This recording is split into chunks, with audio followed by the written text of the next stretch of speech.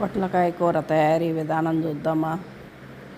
2 పొట్లకాయలు తీసుకోండి. ఒక మీడియం సైజు పొట్లకాయలు, చక్కగా ఉల్లిపాయలు, పచ్చిమిరపకాయలు, కరివేపాకు. ముందు నూనె వేసేసి బండి పెట్టి నూనె వేసి చక్కగా ముక్కలు వేసి కొంచెం వేగి ఆ పసర వాసన పోయిన తర్వాత తిరగమాత పెట్టుకోండి. ఇది కొంచెం డిఫరెంట్, కానీ రెగ్యులర్గా కాకుండా డిఫరెంట్, ఇట్లా ట్రై చేసి చూడండి, బాగానే ఉంటుంది. జీలకర్ర కూడా వేయండి. జీలకర్ర వేసినా కూడా మంచి స్మెల్ వచ్చి బాగుంటుంది. మీకు తిరగమాత గింజలు ఏగమనే అదేమి ఉండదు, బాగానే ఉంటాయి.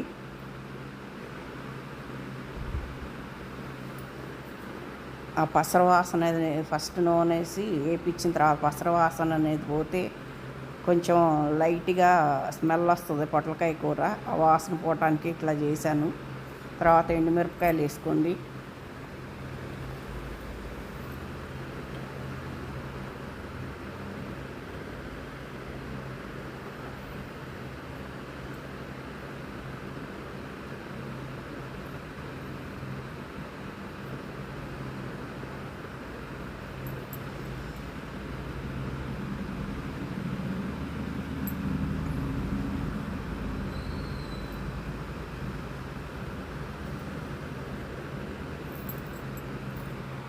కొంతసేపు అట్లా తిప్పుతానే ఉండండి.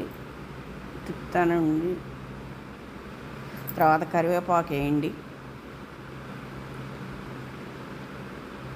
కొంచెం లైట్గా వేగిన తర్వాత పచ్చిమిరపకాయలు వేసుకుందాం. ఇది ఒక డిఫరెంట్గా ఉంటుంది, బాగానే ఉంటుంది. పచ్చిమిరపకాయలు ముందు వేస్తే ఒక్కోసారి బాగా వడలిపోయి అదొక ఇదిగా ఉంటుందని ఈ మధ్యలో వేసాను అన్నమాట.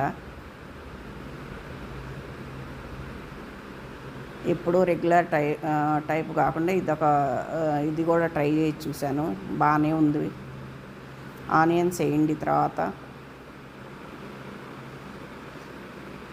చక్కగా పచ్చివాసన పోయి అంతా బాగుంటుంది.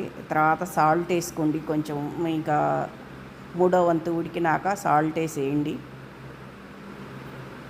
ఇంకొంచెంసేపు వేపించిన తర్వాత చక్కగా చూడండి, మగ్గిపోతున్న ఉల్లిపాయలు కూడా మాడకుండా ఉంటాయి.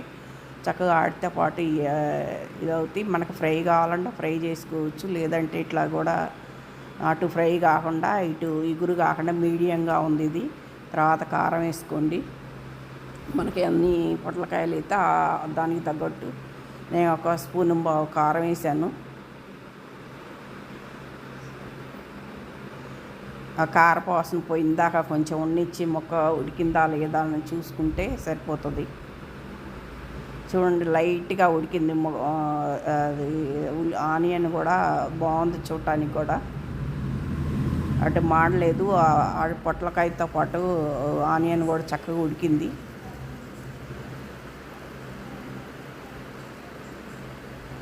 పచ్చిమిరపకాయ కూడా మగ్గిపోయింది చక్కగా.